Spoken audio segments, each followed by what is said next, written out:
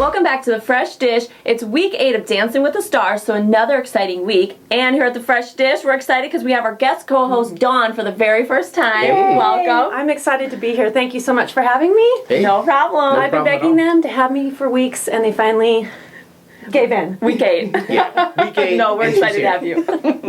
This was a great week for Dancing with the Stars. I'm so excited to be here. There were 2 rounds for each of the couples, and there was a ballroom round and the Latin round, which was awesome. Oh, yeah. Arriba!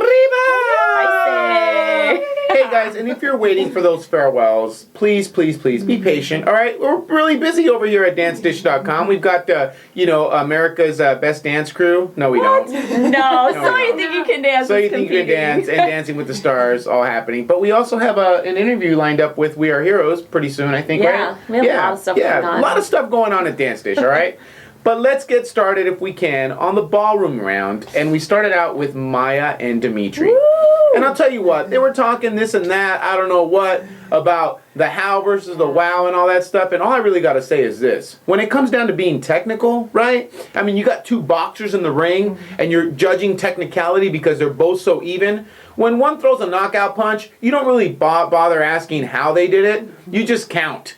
You know, they're out, right? And that's what Maya and Dmitry did this week. They knocked out the competition with an awesome dance. Well, yeah, speaking of being technical, come on, you cannot get a 29 without being clean, sharp, technical, on point, right? Yeah. I've been waiting for these 2 to do the quick step because it was made for them. Mm-hmm.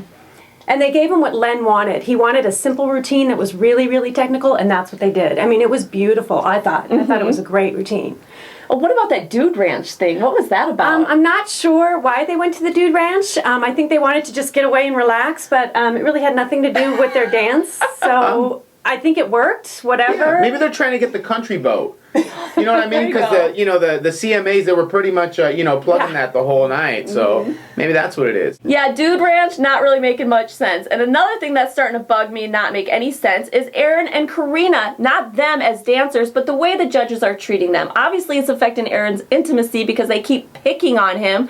And then Karina has to now protect Aaron and get him more votes by dancing while she's sick. Okay, well, I'll tell you that she was not forced to have to do her routine while being sick. It's a new rule here at Dancing with the Stars. It's called the Schwimmer Clause, folks. All right, from Lacey Schwimmer from the week before. She got sick and then her partner went home. All the dancers are now, hey, you know what? Unless my foot gets ran over by a train, I am going to be doing my dance with my star, you know?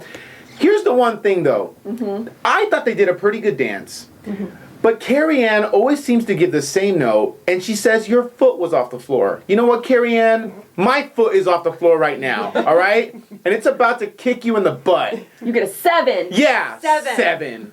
Jeez. For the foot off the floor. Yeah. You know, in all honesty, they were a little out of sync, and Aaron was kind of stiff because he's trying to figure out who he is. And so I understand that their routine was probably maybe not the best of the night, but Carrie Ann's score was pretty low, a 7. All right, well, I want to move on to Joanna and Derek, okay? But I don't really want to talk about the dancing, okay? Because everybody knows, they're both great dancers, right? What I want to talk about is what's going on at the end of their dances every single week.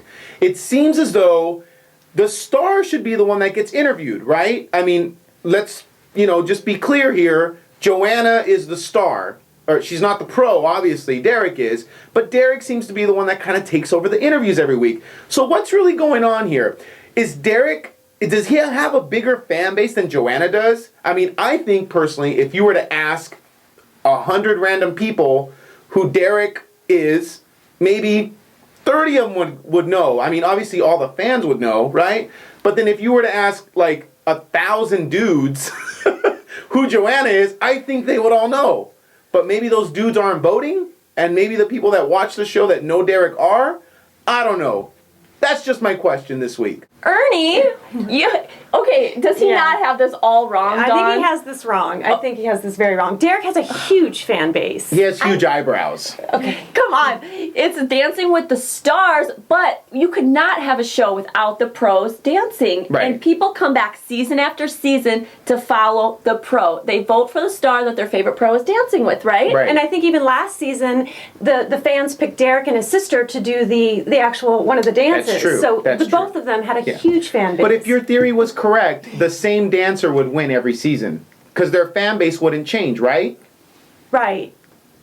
I guess. Well, we'll continue this argument off camera. Yeah, because I love Derek. But I have to say, this dance was one of the weakest of the night, I think. They scored a 23, which I can't believe they got the same score as Aaron and Karina. I mean, the running at the beginning. They were running and running and running and running up the stage and running down I couldn't believe it. It was too much running and it just looked really sloppy. Did you say they were running? They were running. Okay. They were running. They were running. They were running. And running and running and running. Man. And they got a 23 for running. So, I'm not Yeah, sure. maybe that was their time, 23 seconds to run around the, I don't know. Hey, Tam? Yeah? All right, Kelly and Louie. We're supposed to talk about Kelly and Louie? Yes. All right. Okay. Air. Wow, air. You can't even see air. Isn't that crazy? What? It's like literally like right here. You told me you were going to talk about Kelly and Louie. Huh? Is anybody here with me? Dawn? What are you doing, Don? What were you doing? Just there's lint. Okay, no more distractions. We need to talk about Kelly and Louie and their foxtrot.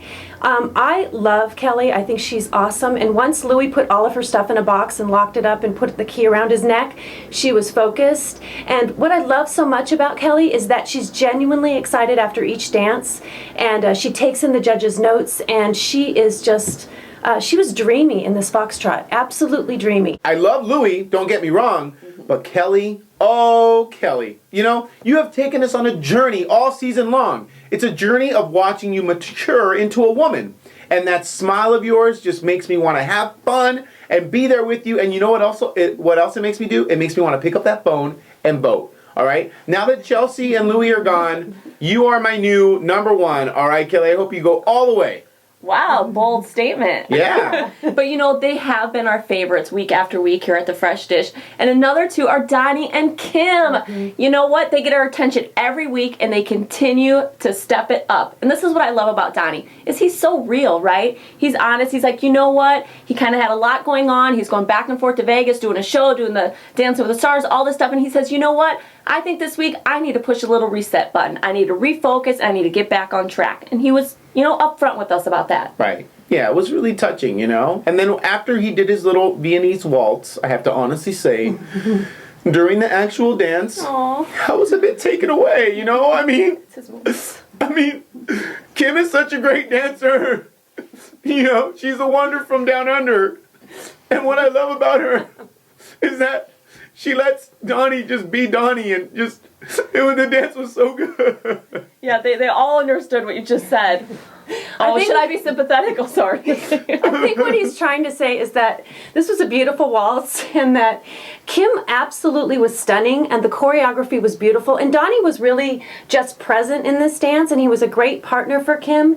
But I think the costuming, the hair, Kim's blonde flowing hair, and Donny was just wearing a very simple suit, and I just thought the whole dance was just beautiful. And so, yes. That's what I just said. Is that what you were I don't trying know to if say? you knew that, but that's what I just said. Okay, that was the ballroom round. Are you going to get just as emotional for the Latin round? Latin?